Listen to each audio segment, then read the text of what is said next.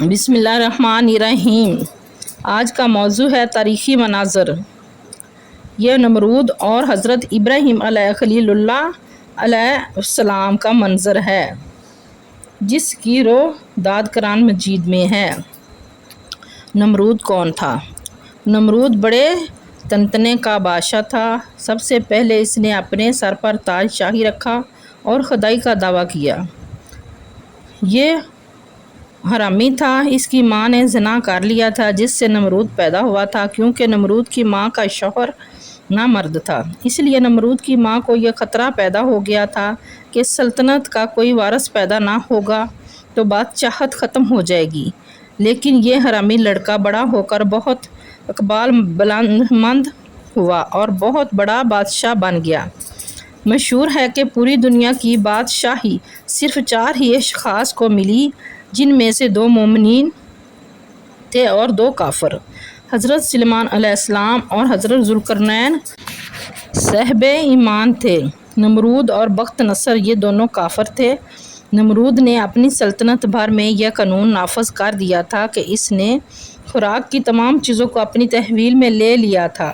یہ صرف ان ہی لوگوں کو خوراک کا سامان دیا کرتا تھا جو لوگ اس کی خدائی کو تسلیم کرتے تھے۔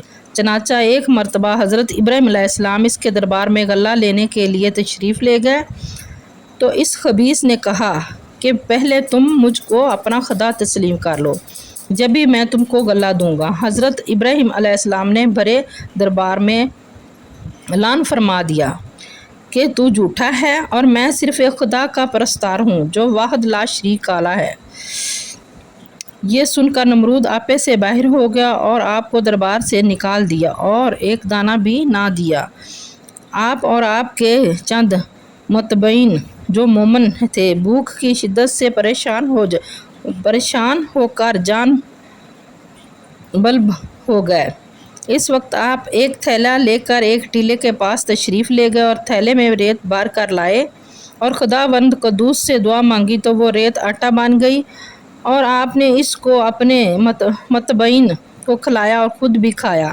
پھر نمرود کی دشمنی اس حد تک بڑھ گئی کہ اس نے آپ کو آگ میں ڈلوا دیا، مگر وہ آگ آپ پر گلزار بن گئی اور آپ سلامتی کے ساتھ اس آگ سے باہر نکل آئے۔ اور علی العلان نمرود کو جھوٹا کہہ دیا کر خدا واحد لا شریک کی توحید کا چرچا کرنے لگے۔ نمرود نے آپ کے کلمہ حق سے تنگ آ کر ایک دن آپ کو اپنے دربار میں بلایا اور حسب ذیل مکالمہ